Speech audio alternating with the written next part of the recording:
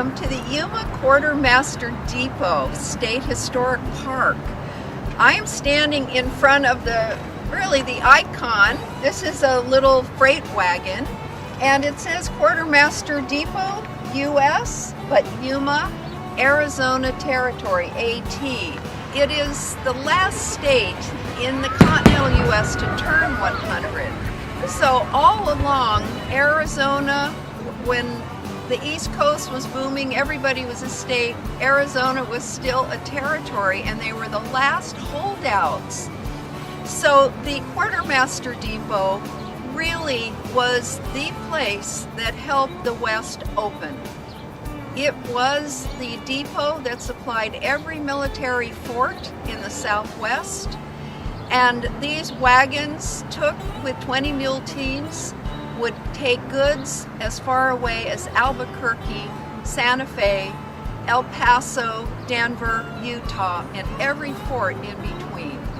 Why would Yuma be designated a National Heritage Area? I mean, most people think of Yuma as a small little ag town. Well, really, Yuma was considered the gateway to the Great Southwest when Western expansion really picked up with the gold rush in 1848 and 1849. So Yuma sits at the narrows of the Colorado River. It's the safest place to cross. Upriver, when the floodwaters would recede from the mighty Colorado and the Gila, it'd be nothing but quicksand. So if you wanted to get to California, you needed the rope ferry or the narrows because the water got deep and fast and no quicksand. So we are celebrating Arizona's centennial, but more importantly for Yuma, we are celebrating probably one of the marvels of engineering accomplishment in the entire United States, and it took place and opened in 1912. It's called the Yuma Siphon Project. If you've ever siphoned gas, you know the concept.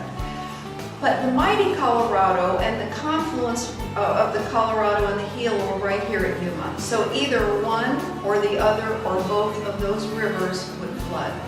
And actually, if you had a bridge going over the river, every 5 years it would disappear and end up in Mexico. So the early engineers said, we have to do the siphon, which is to move water under the riverbed. So what they did is they dug an 83-foot tunnel or a vertical shaft under the Colorado River, about 950 feet, a 14-foot in diameter tunnel made out of concrete. It pops up here on the Arizona side 83 feet. And what it does is that water, the 2-foot difference, that water has been continuously running with no pumps, and it has made Yuma the winter lettuce capital of the world.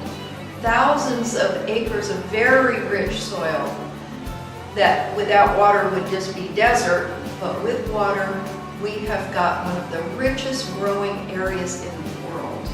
It is a very well-known figure, Teddy Roosevelt, Theodore Roosevelt. Why is he in the middle of our exhibit?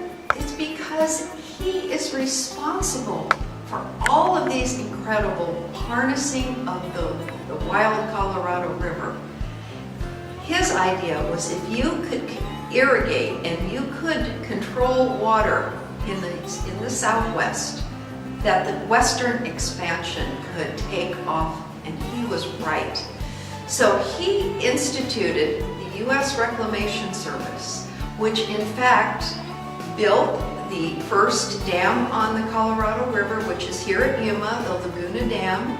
That was part of this huge project. Then the second phase of it was the siphon.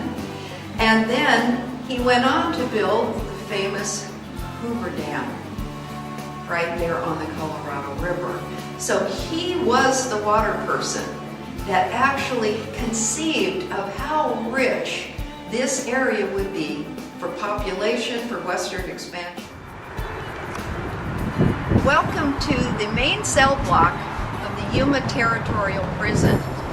The Yuma Crossing National Historic Landmark is all around this prison, and it is considered one of the most important Western sites in the West and in the United States. The museum will show you some of the West's most incredible characters.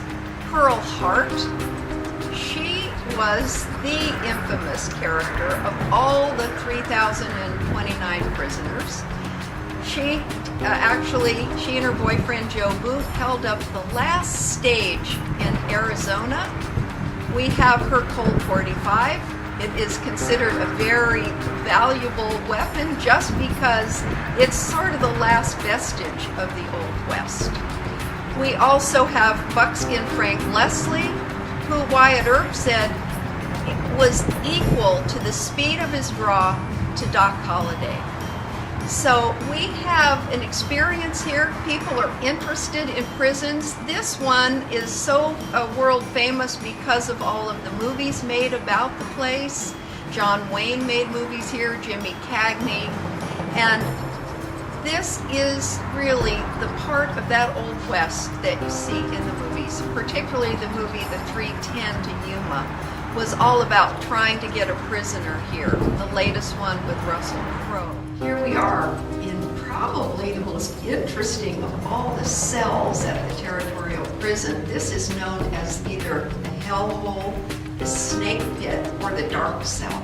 So this is where prisoners who had infractions of many, many prison rules were put in here for really a lot of misbehavior or talking back to a guard or trying to escape.